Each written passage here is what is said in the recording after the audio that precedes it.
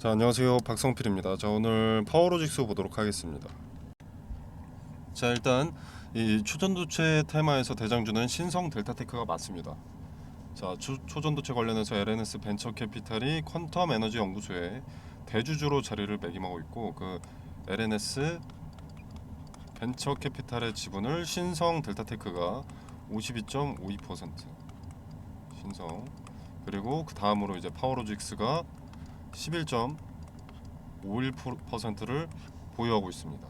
자, 그래서 퀀텀 에너지 연구소의 LK99가 초전도체에 대한 긍정적인 내용이 나온다면 가장 큰 수혜를 입는 것은 일단 신성 델타테크가 되는 거고, 이제 그 다음이 파워로직스가 되는 거죠. 자, 근데 여기서 중요한 것은 테만의 순환매입니다. 순환매. 자, 대장주인 신성 델타테크가 급등을 하거나 뭐 그래가지고 이제 매매 거래 정지가 되거나 아니면 투자 위험, 투자 경고 등등 좀 투심이 위축되는 포지션이 나왔다라고 하면 이 신성 델타테크 대장주에 몰리던 수급이 후발주, 특히 파워로직스에 몰리게 됩니다. 일단 대장주가 먼저 기대감이 선반영되고, 그 다음에 이렇게 선반영이 됐으면 일단 폭등을 하겠죠, 주가가. 그 다음에 단기 조정을 거칠 겁니다, 대장주가. 이 조정에는 뭐 매매 거래 정지도 있겠고, 그리고 투경, 투자 위험, 뭐 개미 털기 등등 조정의 요소가 한 번씩은 나올 수밖에 없는데, 자, 요 과정 중에 여기에 기존에 몰렸던 수급 후발주에 몰린다라는 거죠. 그렇게 세력들은 원래 한 테마에서 종목으로 옮겨가면서 이 조정을 그냥 마냥 기다리지 않고 관망하지 않고 후발주들로 수급을 이동시켜서 수익을 챙겨갑니다. 자, 예시로 신성 델타테크를 한번 보면은, 자, 이때가 거래 정지죠. 8월 14일. 이때 단기 급등으로 인해서 1거래일간 매매 거래가 정지된 겁니다. 자, 정지 당일이 8월 14일이고요. 파워로직스 보겠습니다.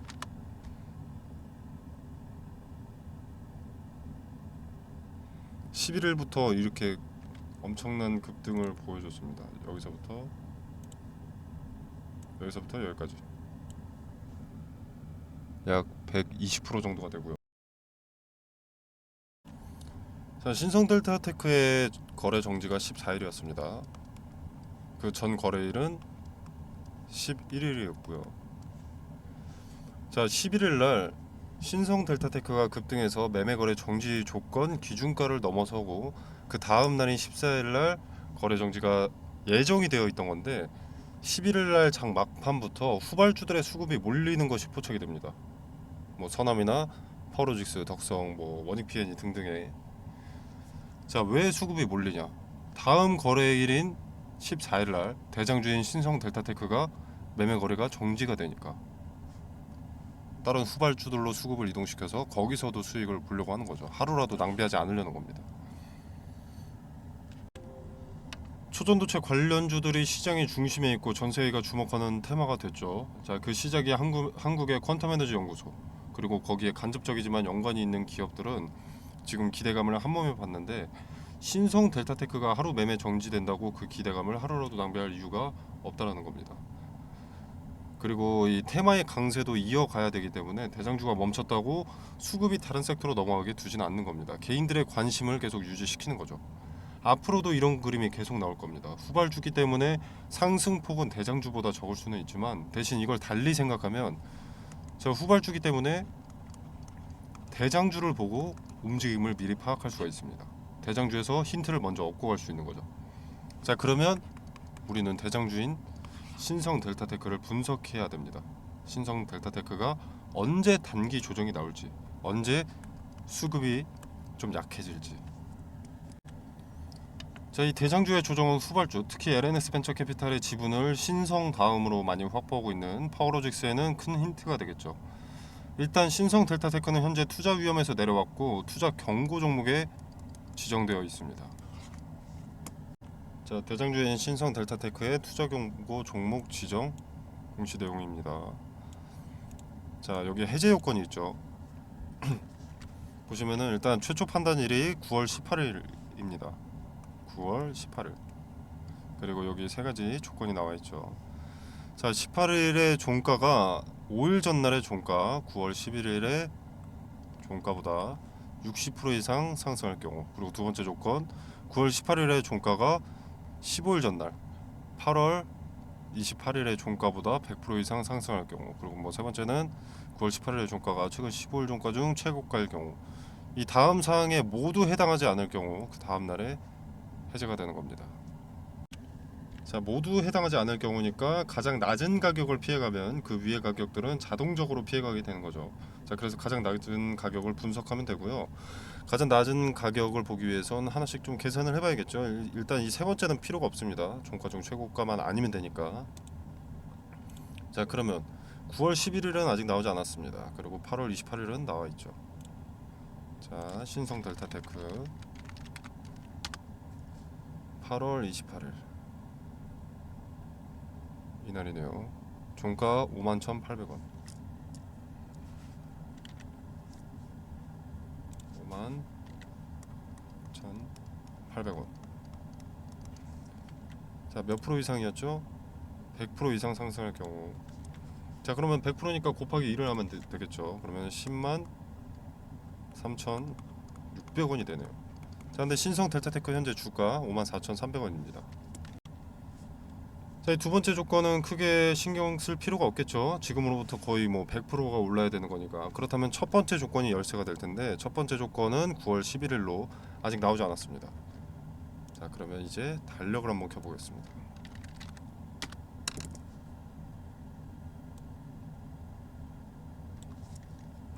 자, 일단 9월 18일이 최초 판단일이고, 첫 번째 조건인 5거래일 전은 하나, 둘, 셋, 넷, 다섯 해서 5월 11일입니다. 5월이 아니라 9월 11일이죠. 자, 요날의 종가가 얘보다 60% 이상 상승한 경우면 안 되는 거죠. 자, 예를 들어서 11일 날 종가가 10,000원이었다라고 가정을 하면 18일 날에는 16,000원이 돼선 안 되는 겁니다. 요 이상이 돼선 안 된다. 자, 그럼 11일 날 우리가 종가를 보게 되면 18일 날 주가 추세가 위로 갈지 아래로 갈지 그걸 알 수 있겠죠. 자, 그러면은 일단 요 11일 이전의 거래일 뭐 이런 날들은 급등해도 크게 상관이 없겠죠. 그리고 11일은 주가가 급등을 해 있는 게 오히려 최초 판단일인 요 18일 날 투자 경고를 떼기가 수월해집니다. 그죠? 좀 쉽게 예를 들면 만약에 11일 날 10만 원까지 올려놨다. 주가를 종가를. 자, 그러면 18일 날 60% 이상 상승이 조건이었으니까 16만 원 이하면 되는 거잖아요. 자, 그럼 천장이 높다고 볼 수 있는데 이렇게 천장이 높으면 별다른 조정 없이도 투자 경고를 해제할 수 있다는 겁니다. 자, 그래서 11일 요때까지는 좀 급등할 가능성이 높고요. 신성 델타테크가. 그리고 이제 그 이후로 이렇게 이때는 조정이 동반될 것으로 좀 판단이 됩니다. 아무리 이때 급등을 한다고 한들 조정은 필요하겠죠. 60% 제한은 깨야 되니까. 자, 그래서 파워로직스는 요때가 기회가 될 것으로 판단합니다. 9월 셋째 주. 자, 그리고 만약에 요 9월 11일 날 신성 델타테크가 급등을 안 한다. 그러면 요 날에 최초 판단일의 종가도 낮아져야만 합니다. 어쩔 수 없이 투경을 떼기 위해서는. 자, 그리고 이 조정이 올 때는 후발주들의 수급이 기존보다는 더 많이 실릴 수밖에 없기 때문에 일단 가장 핵심이 되는 날은 이날 11일이고, 그리고 이때 신성 델타테크의 종가를 보고 매매하면 단기간 요 파워로직스의 매수매도 타점을 파악을 할 수가 있는 거죠.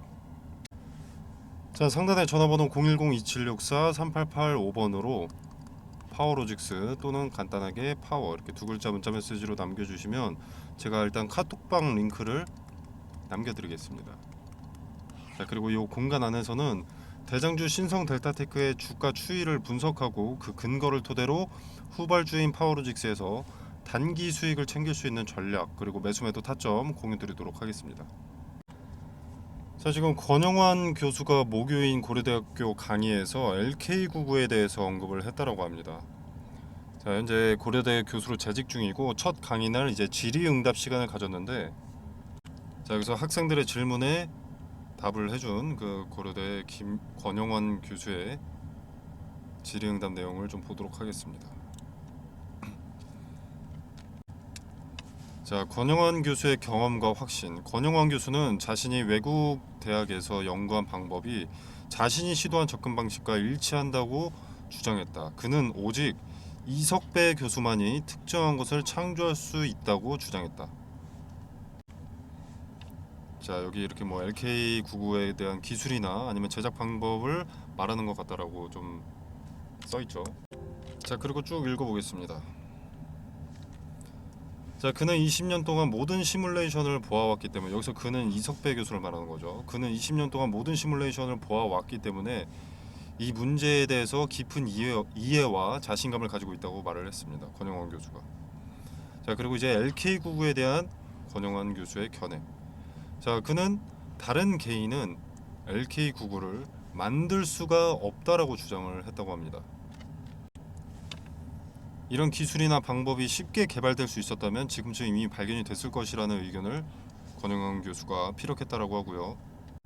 그리고 현황 및 향후 계획에 대해서는 권영환 교수는 이번 사안과 관련해서 이제 해당 회사 퀀텀에너지 연구소와 더 이상 관계가 없다라고 언급을 했다라고 적혀 있습니다. 자, 일단 근데 여기서 해당 회사 퀀텀에너지 연구소와 연관이 없다라는 것은 이 특허는 퀀텀에서 나올 텐데, 퀀텀과 연관이 없다는 것은 특허 부분에 있어서 어느 정도 분쟁의 해결 실마리를 제공한 것이 아닌가. 분쟁이 해결됐다라는 어떤 실마리, 그렇게 보이고요. 내용을 계속 이어가 보자면, 자, 논문의 이 길이 제한으로 인해서 이석배 교수는 절반 정도만 썼고 아직 절반이 남아 있다라고 했습니다.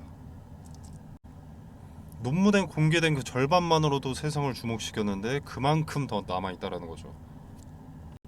제대로 된 레시피가 아니었기 때문에 해외에서도 따라하지 못하지 않았나, 그렇게 생각을 해볼 수가 있겠습니다. 자, 그리고 이제 실질적인 성과가 코앞에 있다 라는 뉘앙스로 이야기를 했고요.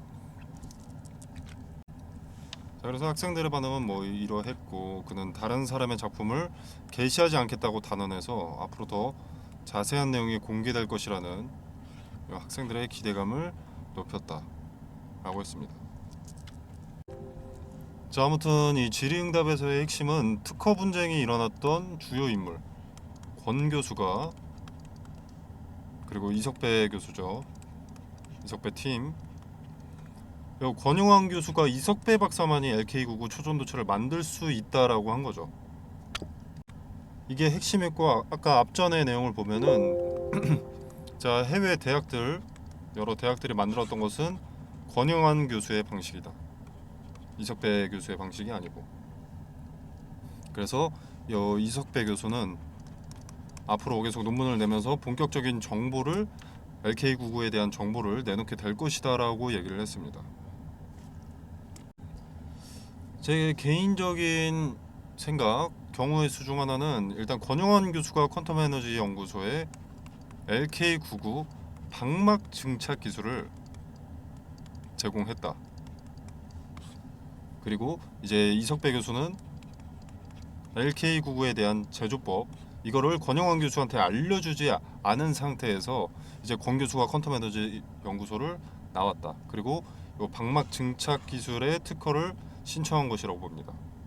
그러니까 쉽게 얘기해서 자기 기술은 권영환 교수가 공유를 해줬는데 퀀텀에너지 연구소는 본인에게 LK99 제조법을 알려주지 않아서 특허에 대한 이의를 제기했다고 보고요. 그리고 아카이브에 갑작스럽게 논문을 게재한 것도 이 특허 관련해서 빠르게 진행할 수밖에 없도록 이석배 팀이 세상 밖에 나오게 한 게 아닌가 싶습니다. 합의가 빨리 이뤄질 수밖에 없도록. 지금처럼 해외에서 주목하고 우회 특허를 준비하는 움직임을 본다면 퀀텀도 좀 다급해질 거고, 특허를 위한 합의점이 좀 유해질 수 있으니까. 자, 아무튼 이 질의응답 내용을 봤을 때는 LK99의 초전도체 신뢰도가 올라가고 특허 분쟁의 끝이 보이는 그런 뉘앙스의 질의응답 내용으로 보입니다. 자, 그리고 이석배 교수가 저번 달쯤에 9월 중에 발표회가 있을 것이다 라고 했었죠. 거기서 좀 많은 얘기를 하겠다. 자, 그리고 APL 논문이라는 그 재료도 남아 있습니다. 자, 그렇다면 주식을 투자하는 관점에서 보면 일단 큰 기대감 두 가지가 남아 있다는 거죠. LK99의 초전도체 참가 거짓 여부와 상관없는 기대감 두 가지. 자, 요 두 가지 기대감만큼은 뭐 LK99가 뭐 어쩐지 저쩐지를 떠나서 일단 가져가야겠죠. 자, 그리고 국제 특허 나왔다라는 소리 하시는 분들이 꽤나 있었습니다. 그래서 좀 찾아보고 어디서 그런 소리가 나왔는지 봤는데, 자, 일단 이 내용이고요. 상온상합 초전도 세라믹 화합물 및 그 제조 방법. 자, 발명가 출원인 이석배, 김지훈, 권영환 이렇게 이름 있다고 게임 끝났다 뭐 이런 얘기 하시던데, 자, 들어가 보겠습니다. 바로 나옵니다. 국제 출원인 출원 1 2022년 8월 25일 현재 23년입니다. 1년 전 거라고요. 일주일 전이 아니라. 자, 일단 해외 특허 출원을 진행하는 경우에는 논문 게재를 공개된 기술로 인정하는지 그 여부가 나라마다 다릅니다. 그래서 이걸 인정받더라도 논문을 게재한 날로부터 언제까지 출원해야 하는가 그 기간 차이도 각 국별로 있고요.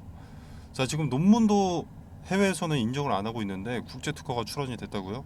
재미있는 소리입니다. 자, LK99가 인정을 못 받을 것이다 이런 말을 하는 게 아니라 잘못된 정보를 사실인 양 그리고 지금쯤 아마 문제를 알았을 텐데 영상을 내리지 않고 있는 부분에 대해서 좀 유감을 표합니다. 자, 우리 채널 구독자 여러분들은 이런 잘못된 정보에 휘둘리지 마시라고 한번 언급을 드린 거고, 추가적으로 좀 더 말씀을 드리자면, 자, 권영환 교수의 고려대 질의응답 시간에 논문의 용량 때문에 반 정도만 기재가 된 것이다 라고 했었죠. 자, 특허 출원 시에 없던 내용이 만약에 논문에 추가가 되면 새로 추가된 논문 내용에 대해서도 특허 출원, 그리고 해외 권리부터 챙겨야 됩니다. 해외 권리화부터 진행을 해야 됩니다. 즉 아직 핵심 내용은 특허로 나온 게 없다는 거예요. 논문에 발표해도 세상이 알게 되고 특허로 발표해도 세상이 알게 됩니다. 아직 해외 연구소나 어떤 기관 또는 해외 국가 다 새로운 내용 모르고 있습니다. 퀀텀 에너지 연구소만이 알고 있죠. 이 부분은 권영환 교수도 모르는 부분이라고 했고요. 자, 결론만 종합적으로 말씀드리면 요 일주일 전에 국제특허 출원했다라는 내용은 잘못된 정보고요. 국제특허 출원 안 했습니다.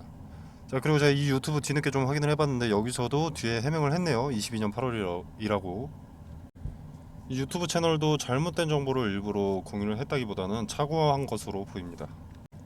자, 아무튼 이 특허 관련해서 어제도 제가 권영환 교수도 그리고 이석배 팀의 퀀텀 에너지 연구소도 타 국가들의 우회 특허 수작을 이미 알고 있고 서로 속된 말로 못 같아도 빠르게 합의를 보려 할 것이다. 아마 이석배 팀이 손을 내밀 것이다라고 말씀을 드렸었는데, 이 권영환 교수의 질의응답의 답변을 봤을 때 합의점을 찾은 것으로 좀 보입니다.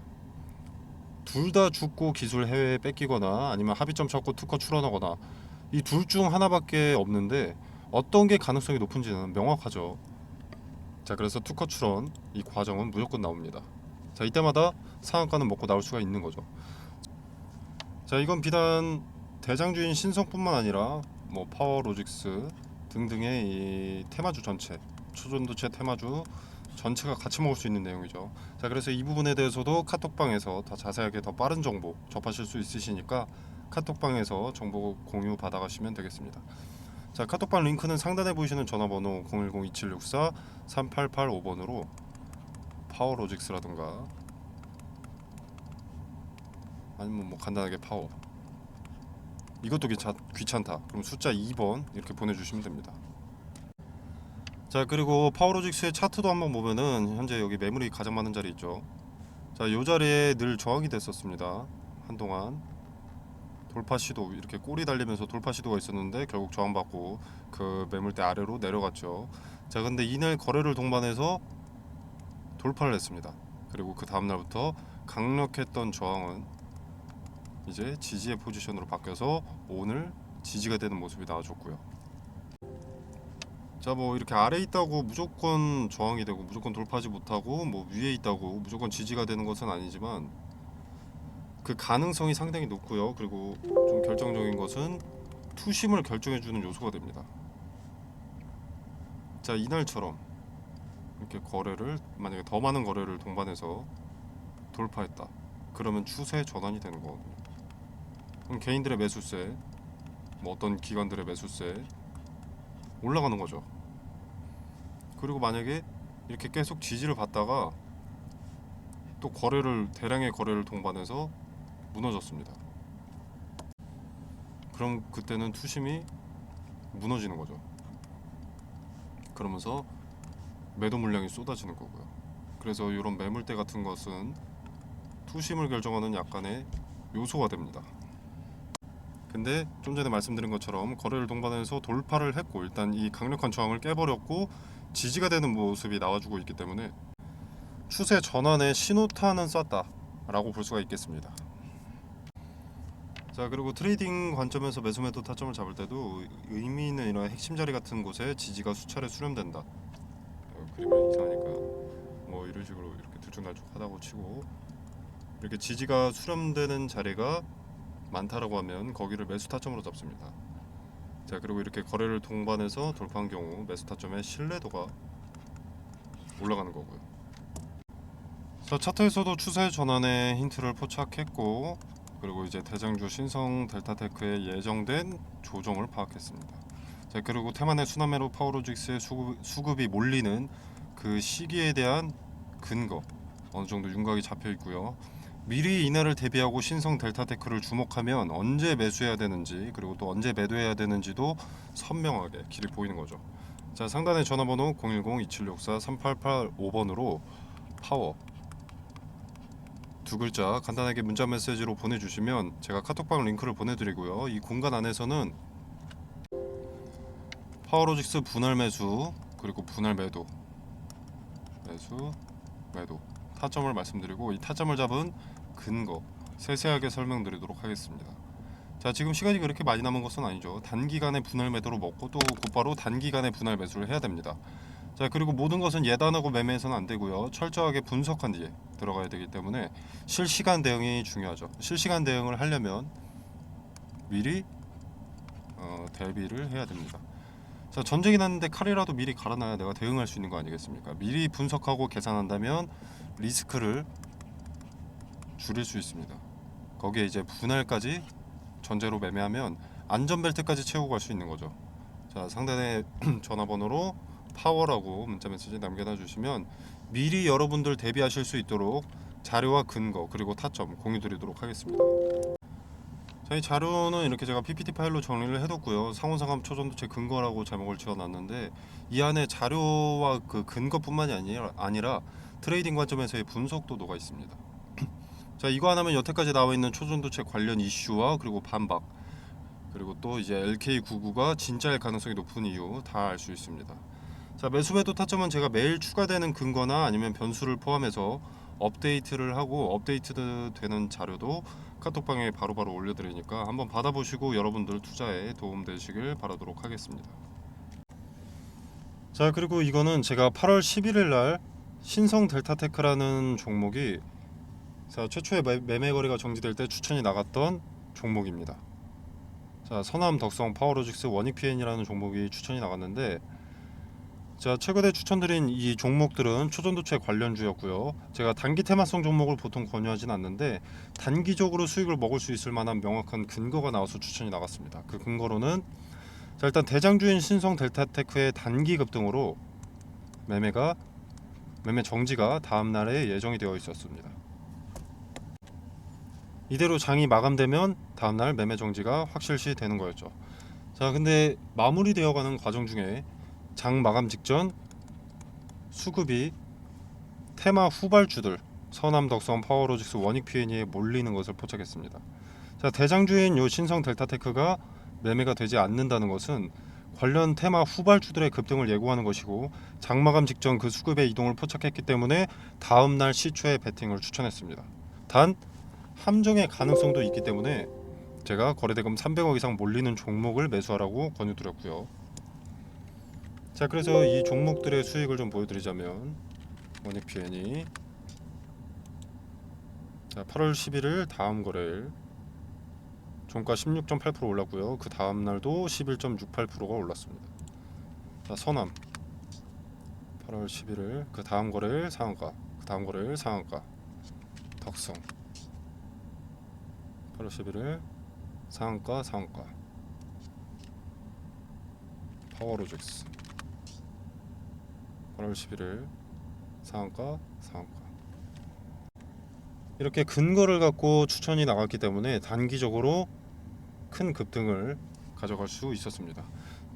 자, 화면에 보이시다시피 무료입니다. 제가 종목을 추천했다고 해서 금전적으로 뭘 요구하거나 수익이 얼마를 떼달라 이런 거 전혀 없습니다. 자, 여러분의 투자금은 여러분의 돈이죠. 그렇기 때문에 여러분이 자유롭게 판단하셔서 매매를 하셔도 되고 안 하셔도 됩니다. 그냥 지켜만 보셔도 되는 거고요. 제가 뭐 맛있는 음식을 추천했다고 해서 여러분이 무조건 드셔야 할 필요는 없지 않겠습니까? 먹고 싶으면 먹는 거고 먹기 싫으면 먹지 않는 것이고. 자, 상단에 있는 전화번호 010-2764-3885번이 제 전화번호인데 여기로 간단하게 이분처럼 숫자 2번만 문자 메시지로 보내주시면 제가 이런 식으로 답장을 드립니다. 자, 그리고 이 부분은 단기 급등 종목이었고요. 가치 투자죠. 주식 투자에 있어서 수익을 불리는 대표적인 방법 두 가지가, 첫째는 분할을 전제로 매매하는 것, 그리고 또 하나 분산 투자입니다. 자, 그래서 2023년 하반기 증시를 주도할 섹터 말씀드리고 관련 급등주 추천과 종목 선정 방법에 대해서 간략하게 말씀을 드리도록 하겠습니다. 자, 일단 2023년 전반기는 작년에 이어서 2차 전지가 광풍이었습니다. 테만의 어떤 종목이든 급등을 해줬고요. 그래서 개인들은 2차 전지 종목들을 넣어놔야 할 것 없이 이것저것 매수하게 됐습니다. 자, 근데 실체가 나오기까지 시간이 상당히 많이 소요되고 기대감의 급등세가 가팔했던 만큼 기대감이 선반영되고 이제 거품이 빠지면서 조정 국면에 접어들어 있는데, 이 가격 조정과 기간 조정을 거치고 숨고르기에 나섰던 2차 전지가 다시 질주하는 시점이 바로 23년 하반기로 평가가 되고 있습니다. 자, 근데 동시에 아니다, 반도체가 하반기 증시를 주도할 것이다, 이런 의견도 나오고 있고 현재 초전도체라는 변수도 좀 등장을 했죠. 자, 그래서 하반기 증시를 누가 주도할 것이냐, 자, 이것을 파악하는 것은 생각보다 어렵지 않습니다. 바로 세계 경제의 관심을 파악하는 것이죠. 자, 물론 지금 관심은 초전도체가 맞습니다. 그러나 실제로 자금이 어디에 투입되는지, 반도체에 투입되는지, 2차 전지에 투입이 되는지, 초전도체에 투입되는지, 자, 이게 중요한 거죠. 자금, 이것을 파악하면 그 윤곽이 잡힌다는 겁니다. 자, 간단한 예시로 코로나 때는 어떻습니까? 마스크, 진단키트, 백신, 치료제, 이것들이 강세였죠. 전 세계가 주목하고 필요했던 테마니. 자, 국내 같은 경우에는 병상이 수혜를 입기도 했었는데 이거는 각 국가별로 확진자 수가 다릅니다. 그리고 땅덩어리가 다르죠. 자, 그래서 공통 사항이 될 수 없기 때문에 일로는 자금이 투입될 수가 없었습니다. 코로나 때는 요 마스크, 진단키트, 백신, 치료제가 전 세계가 필요로 했던 것이기 때문에 요 네 가지의 수급이 몰릴 수밖에 없었던 거죠. 자, 그리고 다른 예시를 하나 들어보겠습니다. 자, 우리 러시아와 우크라이나가 전쟁이 났을 때, 이때는 일단 곡물과 사료에 수급이 몰렸는데, 일단 러시아와 우크라이나가 곡창지대입니다. 곡창지대인 두 국가가 전쟁을 해버리니까 곡물 수출이 나가야 되는데 수출 길이 막혀버린 거죠. 그래서 곡물과 사료값의 상승으로 이어졌고, 이 곡물과 사료값의 상승은 우리의 필수 소비재인 식자재 값의 상승으로 이어졌습니다. 전쟁이 우리 같은 일개 국민 한 명의 일상에까지 침범하기 시작한 겁니다. 자, 그리고 값이 오른다는 것은 뭡니까? 관련 수혜주의 이익이 증가한다는 것이죠. 자, 예를 들어서 수혜주가 A라는 상품을 기존에 100원에 팔았다. 자, 그럼 이 100원도 마진이 남으니까 이렇게 파는 걸 텐데, 만약에 예를 들어서 400원이 됐다. 그러면 4배나 오르는 거죠. 이렇게 이익이 오른다는 것은 뭡니까?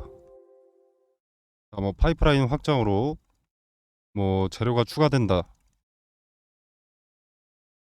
라거나 또는 수요를 맞추기 위한 공급을 위한 뭐 증설 또는 뭐 토지 매입, 이것도 재료 추가죠. 그리고 잉여 이익금으로 배당금의 증가라던가, 즉 주가 상승에 호재 기대감이 생기는 겁니다. 그래서 수급이 올리고 주가가 상승을 하게 되는 거죠. 그리고 지금은 전기차의 빠른 성장으로 2차 전지가 강세입니다. 현재 진행 중이고요. 자, 지금 인플레이션 감축법 세부 지침을 변경을 했었죠. 원래 세부 지침이 변경되기 전에 인플레 감축법이 뭐였냐면, 중국에서 뭔가를 만들기 위해서 광물을 들여온다. 그럼 너네 전기차 보조금 지원 못 해준다. 이거였습니다. 근데 세부 지침이 변경되면서 뭐 중국이나 인도네시아에서 광물을 받는 것까지는 오케이. 대신 FTA 체결국에서 50% 이상 가공을 해라. 그래야만 전기차 보조금 혜택을 지원해 줄 수가 있다. 이렇게 세부 지침을 변경한 겁니다. 자, 그래서 지금 수면 위로 떠오른 것들이 바로 원자재 가공 기업들이죠. 대표적인 수혜주이기 때문에. 자, 그래서 2차 전지의 구성을 일단 보면 대표적으로 양극재, 음극재, 전해질, 동박, 분리막 뭐 이렇게 있습니다. 자, 근데 양극재라던가 요 전해질 같은 경우에는 이미 많은 폭등을 했죠. 그리고 언론의 수혜 기업들이 노출이 되어 있습니다. 이미. 인플레 감축법 세부 지침이 처음 변경됐을 때 대부분의 투자자들이 무슨 생각을 했냐면, 그러면 당장은 2차 전지, 그중에서 비중이 높은 양극재의 핵심 광물 리튬이 강세니까 리튬 가공업체가 수혜를 보겠구나 하면서 리튬 관련주만 좀 부각이 됐었지만, 요 음극재라던가 동박, 분리막은 관심을 못 받고 있습니다. 여기서 누가 대장주인지만 찾아내면 양극재를 제외한 음극재, 동박, 분리막은 먹을 게 차고 넘친다라는 거죠. 2차 전지는 양극재만 있다고 되는 것이 아니기 때문에 인플레 감축법에 뒤늦게라도 수혜를 보게 된다라는 겁니다. 자, 그리고 최근에 일부 증권사들에서 2차 전지에서 수급이 이동될 것이다.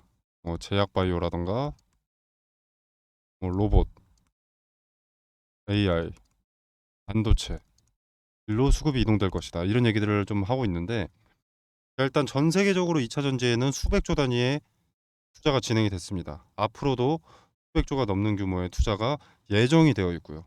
자, 무슨 말입니까? 제약바이오로 수급이 옮겼다. 로봇, AI, 반도체로 수급이 이동됐다라고 하더라도 이미 투입된 자금이 너무 크기 때문에 단기간 내에 로봇, AI, 반도체로 수급이 다시 몰릴 수밖에 없다라는 겁니다. 자, 이때도 양극재만 그리고 전해질만 관심을 받게 될까요? 그 두 가지가 2차 전지의 전부가 아닌데. 자, 종목은 이런 식으로 찾는 겁니다. 미리 많은 물량을 확보한다면 큰 돈이 되는 거죠. 자, 그리고 지금 미국의 인플레이션 감축법 때문에 주가가 이렇게 움직이는데, 유럽의 핵심 원자재법, 이것도 당연히 주식시장을 뒤흔들 핵심 내용이 됩니다. 자, 기존의 2차 전지 점유율 전 세계 1위가 중국 기업 CATL입니다. 자, 근데 미국의 인플레이션 감축법이나 유럽의 핵심 원자재법이나 둘 다 중국을 겨냥한 법안이기 때문에 여기에 대한 반사 이익을 국내 기업이 받게 된다는 겁니다. 한국 기업에게는 다시 없을 기회가 되는 거죠. 자, 그러면 국내 기업들 물 들어올 때 노를 저어야겠죠. 당연히 사업 내용에 더 박차를 가할 수밖에 없습니다. 자, 무슨 말이냐? 자금을 더 많이 투입할 수밖에 없다는 겁니다. 2차 전지 사업 관련해서. 이 말은 호재들이 앞당겨진다라는 거죠. 그리고 기업이 빨리 성장하게 되는 것이고, 자, 기업의 빠른 성장은 더 빠르게 기업의 가치가 올라간다는 것이고, 가치가 오르면 어떻습니까? 주가는 자연히 오르죠. 그러면 개인 투자자인 우리한테도 기회가 되는 겁니다. 그래서 지금은 머뭇거릴 때가 아닙니다. 자, 지수의 영향을 잘 받고 변동의 폭이 가장 크면서 시총이 상대적으로 무거운 대장주죠. 대장주들을 제가 1차적으로 검열을 해놨습니다. 그리고 기업의 재무상 혹시라도 나중에라도 악재가 반영될 것이 있는지를 확인을 해놨습니다. 그리고 뭐 전환사채나 신주인수권 부사채로 장난치는 기업인지 파악을 해뒀고요. 최대 주주들의 과거 이력에 대해서도 좀 조사를 해뒀습니다. 그리고 인플레 감축법의 수혜를 받기 위해서는 국내에서 가공하는 기업이면 전혀 상관이 없는데, 만약에 주거래 업체한테 가공을 받아서 온다라고 하면은 FTA 체결국인가, 이것도 중요하기 때문에 이 부분까지도 체크를 해뒀습니다. 자, 전 세계 시장에 관심을 받고 있는 대한민국의 2차 전지 기업 수혜 종목 공유드리도록 하겠습니다. 상단에 010-2764-3885번으로 종목이라고 두 글자만 문자 메시지로 보내주시면 됩니다. 그럼 제가 체크해 놓은 이 종목 리스트, 2차 전지 후발 수혜 종목 리스트 보내드리도록 하고요. 제가 수혜 종목 공유드리는 게 돈 받자고 하는 것이 아닙니다. 그리고 여러분한테 수혜 종목에 대해서 매수가나 매도가를 따로 말씀드리는 것도 아니고요. 그냥 정말로 움직이는지 지켜만 보셔도 됩니다.